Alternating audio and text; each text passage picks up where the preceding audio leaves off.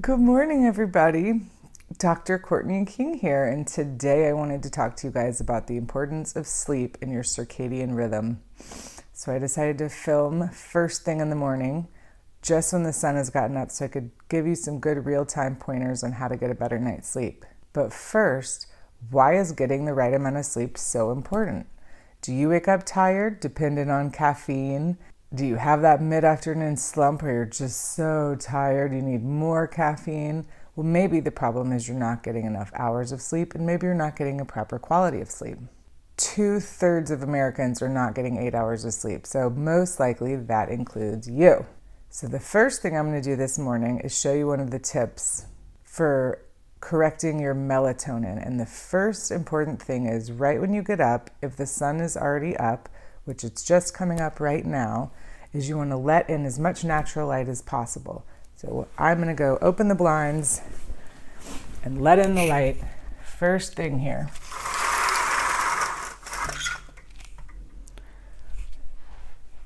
And I will tell you later why it's just as important to make sure it's very dark when you sleep. So insufficient sleep and an altered circadian rhythm can cause fatigue and caffeine dependence, as most people know. When you don't get enough sleep, you feel tired and you want to drink some caffeine. But what's worse is that they cause hormone imbalance. This is your estrogen, your testosterone, the sex hormones, but it also includes the stress hormone cortisol that leads to unwanted belly fat. Other hormones that are regulated by your sleep cycle: melatonin itself, the sleep hormone. So if you're not getting enough sleep and you're not getting your circadian and your dark light cycles correct, your melatonin's off.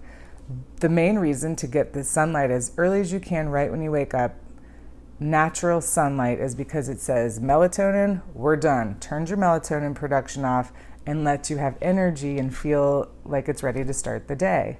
Other hormones that get out of balance when you don't get enough sleep, there's one that's called leptin, which is your satiety hormone. So it's the one that tells you you're full, you're satiated, you don't need to eat anymore. And when you don't get enough sleep, that gets off and you can't eat just one.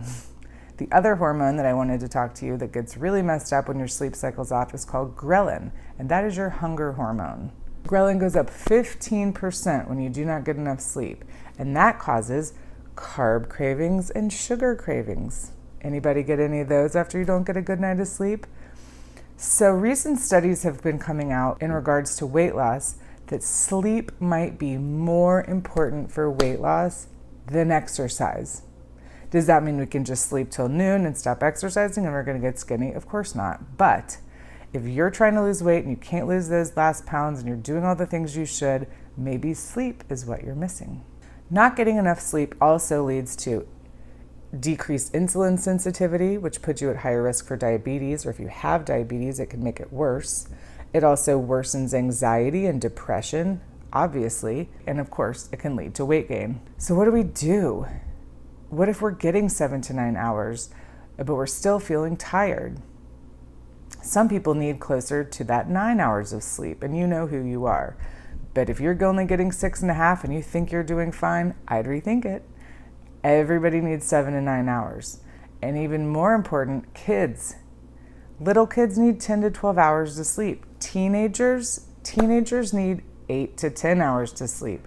They need more sleep than we do. And these days, teens with their homework and their stress and their sports teams, they're also not getting enough sleep, and it's leading to more and more problems later on in life. So make sure your kids get to bed. A few tips for getting better sleep and for regulating your circadian rhythm and regulating your hormone cycles. You got to start with regulating the dark and light. So the first tip is when you're going to bed, it needs to be dark. Get the light from computers and screens at least 30 minutes before bed, preferably 2 hours. Now, that's tough for everybody, but it's really a good goal to try to get to. 30 minutes though, don't even try to go to sleep when you're looking at your phone in bed. Give yourself 30 minutes, brush your teeth, do your sleep hygiene is getting a good routine, and then make it dark. Make it cool and dark in your room. Get blinds or shades or curtains, all the little annoying red lights in your room. You can get duct tape, cover those things up, power strips, your air filter. Any little ambient light like that can actually make you get less quality of sleep because it's messing with your melatonin production. And finally, after you've let the light in through your windows and you're kind of waking yourself up and you go downstairs, the best thing you can do is get outside and expose some of your skin to the sun, to natural sunlight. That really tells your body, okay, it's daytime, stop the melatonin, let's get rolling, let's get other hormones produced, and let's have a great day. So I hope that tonight everyone will get to bed a little earlier and you'll get a great night's sleep, preferably 8 to 9 hours of sleep, and we'll see how you feel tomorrow. Thanks for watching. For more tips on how to get a great night's sleep, please read the email below.